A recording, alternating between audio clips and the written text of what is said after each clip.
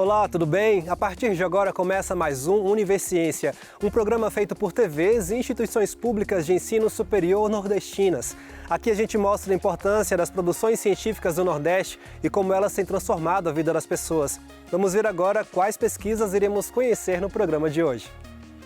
Pesquisadores da Universidade Federal do Vale do São Francisco, campus de Juazeiro, realizam estudos com fungos com o objetivo de combater distúrbios no cultivo da uva. Cientistas da Universidade Federal do Rio Grande do Norte, em parceria com o Instituto Santos Dumont, desenvolvem um projeto de realidade virtual para auxiliar pessoas com lesão medular a manejar cadeira de rodas motorizada. Veja também, uma pesquisa desenvolvida por cientistas da Universidade Federal do Ceará tenta entender a participação da agricultura familiar dentro da central de abastecimento do estado. E ainda, em comemoração aos 5 anos do Universiciência, nós vamos revisitar uma pesquisa da Universidade Estadual do Piauí, que desenvolveu um creme à base da folha de caju para aliviar dores de tendinite.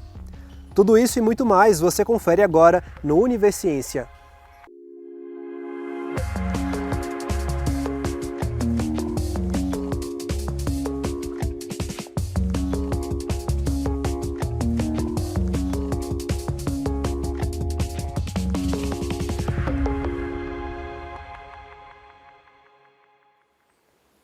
O submédio do São Francisco, localizado entre a Bahia e Pernambuco, é um polo de fruticultura no Brasil. A região é responsável por mais de 90% da exportação de uva no país. E para proteger as safras de organismos causadores de doenças, pesquisadores da Universidade Federal do Vale do São Francisco, campus de Juazeiro, realizam estudos com fungos, com o objetivo de combater distúrbios no cultivo da uva. Acompanhe.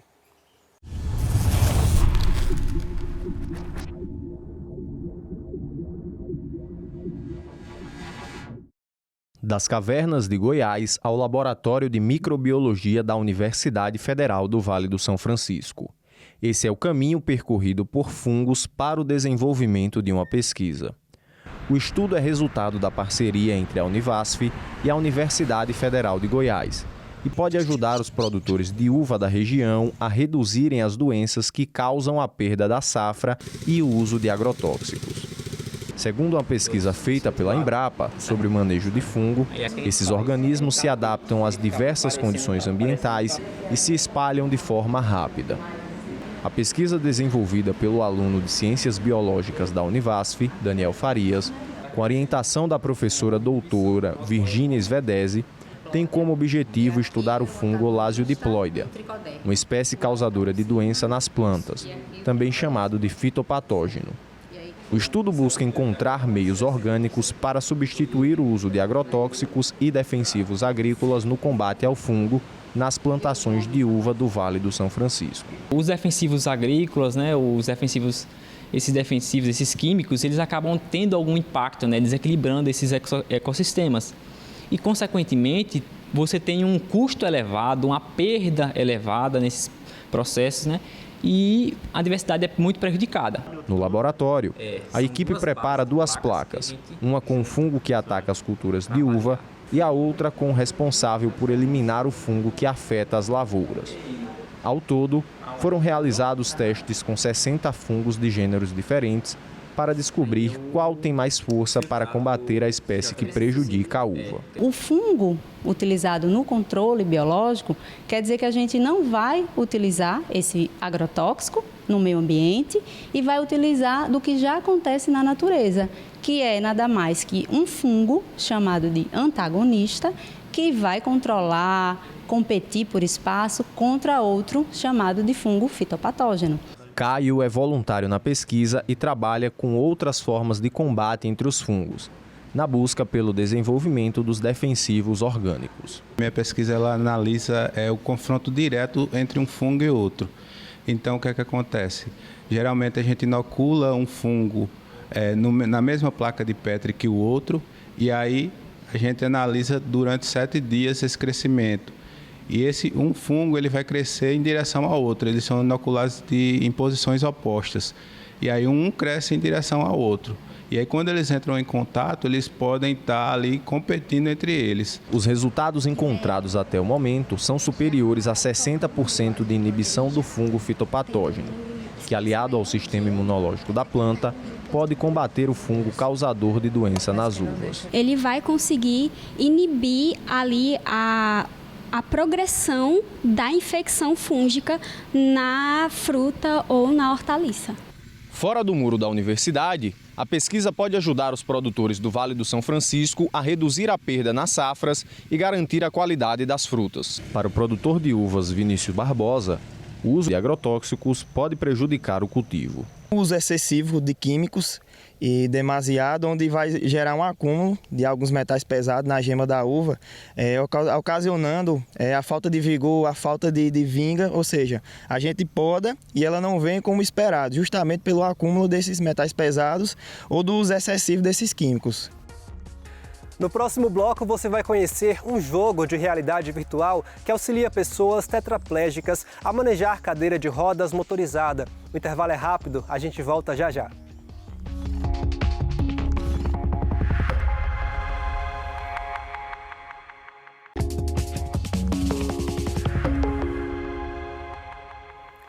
Preparar pessoas com lesão medular para o uso de cadeira de rodas motorizada. Esse é o objetivo de um jogo virtual desenvolvido por pesquisadores da Universidade Federal do Rio Grande do Norte, em parceria com o Instituto Santos Dumont. O projeto reproduz uma pista virtual com obstáculos, onde pessoas com tetraplegia podem praticar o controle da cadeira de rodas a partir do manejo de um joystick, um controle remoto adaptado, equivalente ao dispositivo eletrônico utilizado para mover a cadeira. Vamos conferir.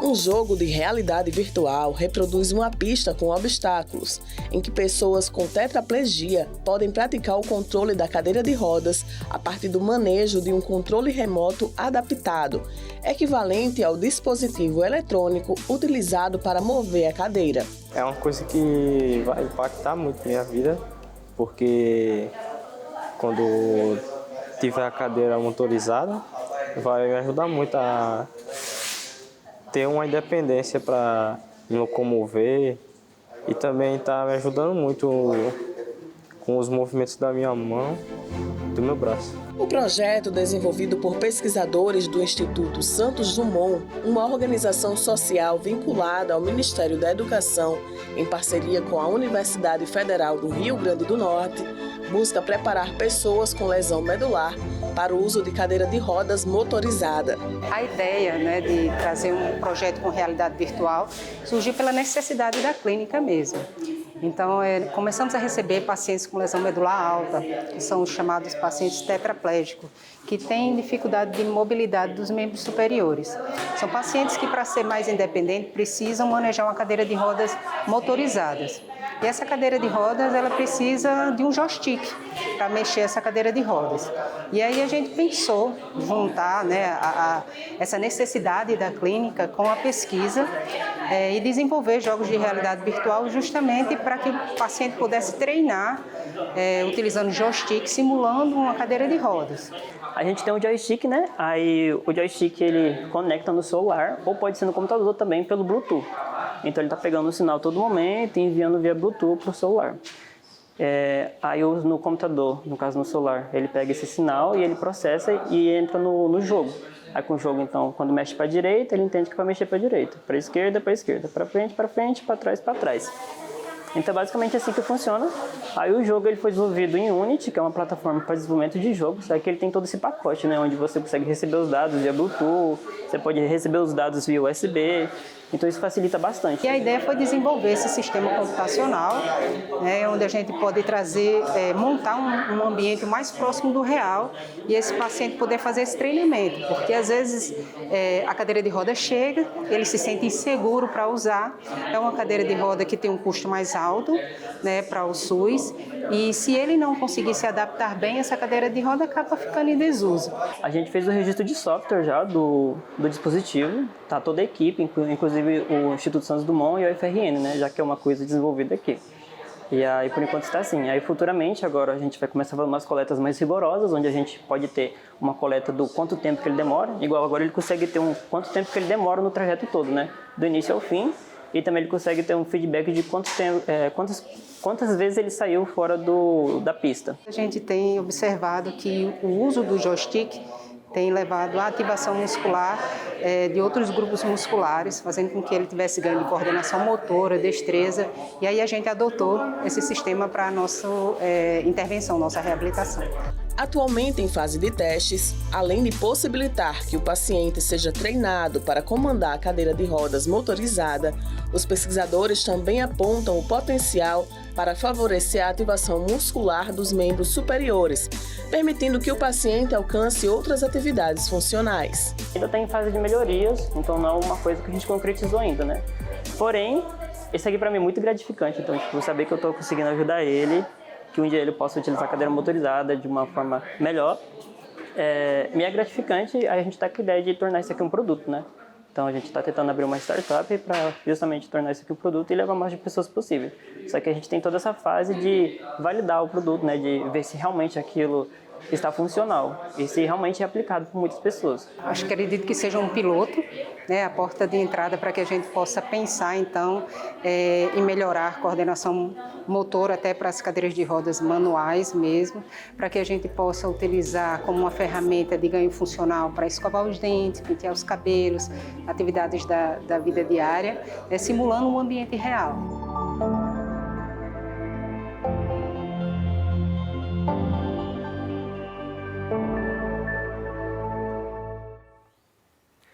A Central de Abastecimento do Ceará atua como ponto fundamental na dinâmica de abastecimento de Fortaleza e da região metropolitana.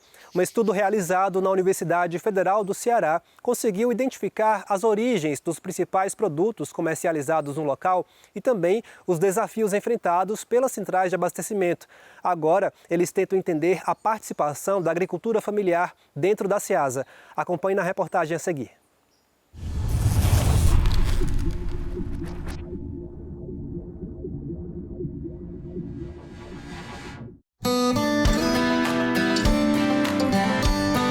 Meu nome é João Paulo, eu venho aqui para a Ceasa 2 vezes por semana, que a gente comercializa tomate, pimentão, batata, pepino, abacate Betânia, quintal.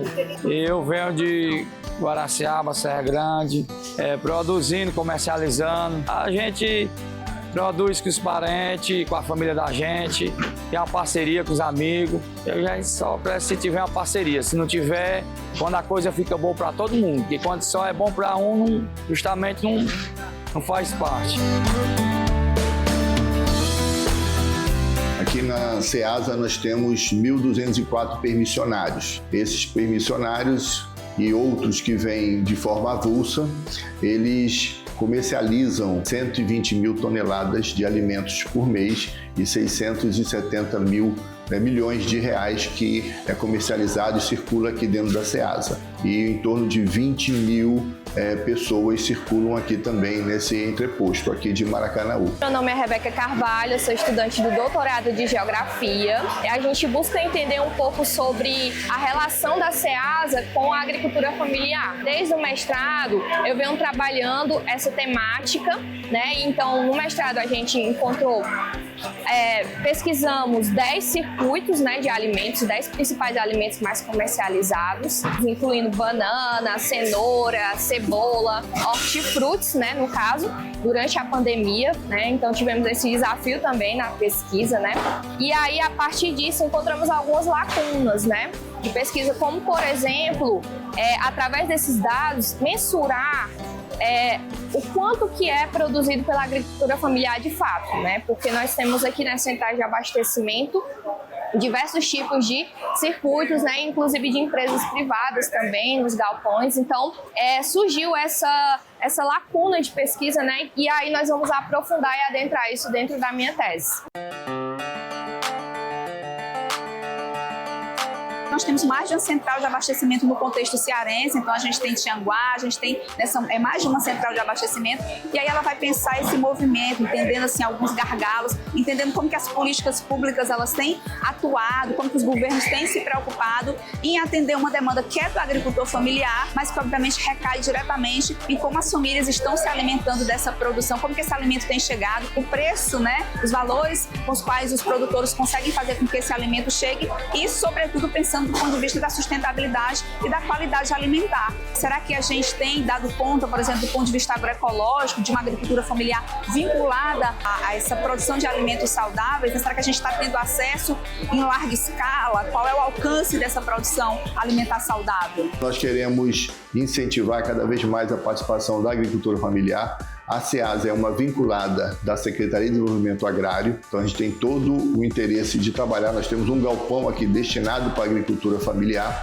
Isso vai estar linkado também com todo um processo de segurança alimentar e da venda de alimentos saudáveis aqui para a população do Ceará. A própria central de abastecimento também está nessa empreitada, né, de levantamento de dados mais precisos sobre a agricultura familiar. Conforme o diretor, e aí nós concordamos, né, há uma espécie de pulverização, né, dessa agricultura e, obviamente, outras camadas de discussão que envolveriam aí um montante maior de investimento, né, para que esse agricultor familiar ele fosse melhor assistido e, consequentemente, pudesse avançar na produção e, sobretudo, no que diz respeito à circulação, né, aos fluxos, a completude desses circuitos espaciais produtivos do ponto de vista dessa agricultura familiar. Ao final do doutorado, a gente espera contribuir com políticas públicas que possam melhorar o acesso desses produtores, né? Retornar ao objetivo principal da central de abastecimento, que é dar espaço para esses produtores da agricultura familiar e para os consumidores terem a certeza de onde vêm os seus alimentos, né? Vai contribuir com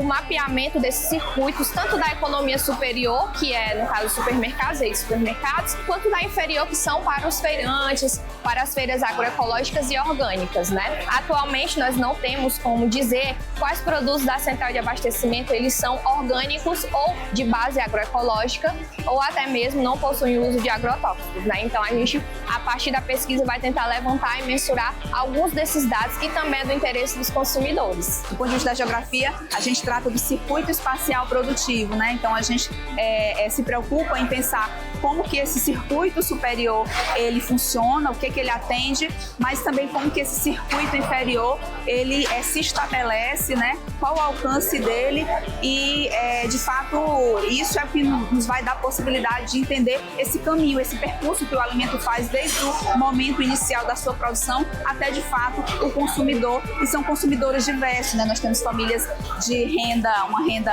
mais significativa, mas nós temos também consumidores de renda, né, de uma renda inferior e que precisam ter acesso ao alimento saudável, né? A gente acredita que a agricultura familiar tem esse papel e possa ter esse alcance certamente, né?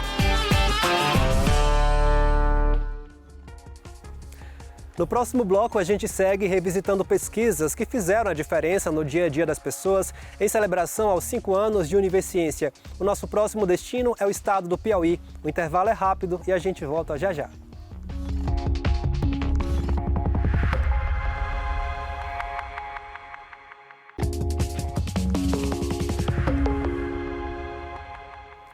O Univerciência continua celebrando seus 5 anos de popularização da ciência.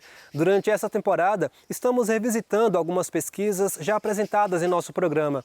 Hoje nós vamos mostrar que pesquisadores da Universidade Estadual do Piauí desenvolveram um creme à base de folha de caju, que possui propriedades antioxidantes capazes de auxiliar no alívio das dores da tendinite. Esse estudo foi apresentado no ano de 2022 em nossa 3ª temporada. Acompanhe.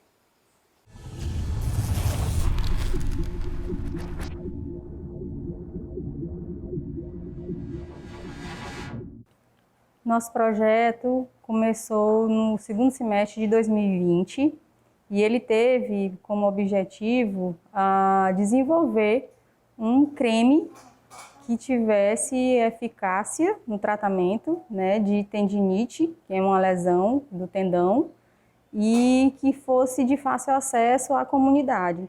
Bem, a tendinite ela vai ser uma inflamação nos tendões. que é uma estrutura que liga músculos e ossos. E ela acomete de forma por respostos repetitivos, é uma causa bem comum dentro da população. O creme trará soluções mais eficazes e com um curto período de tempo. É o que a gente busca, né? Além de ser um tratamento acessível, que a gente pretende ser de baixo custo, por conta das aquisições da folha ser de fácil acesso. Os projetos aqui do Núcleo de Pesquisa, eles são sempre, né, nessa linha do tratamento eficaz e de baixo custo, muito acessível à comunidade. E a folha de caju, porque já na literatura consta que a folha possui substâncias que promovem a desinflamação, né, desse quadro de tendinite, é antioxidante. Então, ele tem propriedades muito boas para que se chegue a um creme, né? No caso, a gente encontrou foi um creme que que traga esse resultado, um resultado de tratamento rápido e de baixo custo. O que a gente fez? A gente pegou as folhas, tá, de um cajueiro específico, então foi da mesma árvore, colocamos para secar e a secagem ela tem que chegar até o ponto da folha estar craqueladinha. Ela foi pulverizada, né, foi colocada num liquidificador industrial e foi pulverizado. Depois que pulveriza, é colocado dentro desse pozinho álcool, tá? Álcool 70, porque aí é uma substância hidroetílica, e para poder depois ser filtrado. O filtrado é que passa por um equipamento que a gente teve colaboração com a Universidade Federal do Piauí, para passar por um aparelho chamado rotaevaporador, para sair dali só o extratozinho bruto mesmo da folha do caju, para que fosse adicionado a um veículo. Veículo pode ser um gel, pode ser um creme, e a gente testou vários veículos e o creme foi o que foi melhor, né, para a utilização desse tratamento. Então é um creme dermatológico à base da folha de caju para tratamento de tendinite. O Universiência de hoje fica por aqui. No próximo programa, traremos mais pesquisas inovadoras para a gente conhecer o que tem sido produzido nas instituições públicas de ensino superior nordestinas. Caso tenha alguma dúvida ou sugestão, envie um e-mail para universiencia@uesb.edu.br que a gente te responde em um próximo programa. Obrigado por sua companhia e até mais.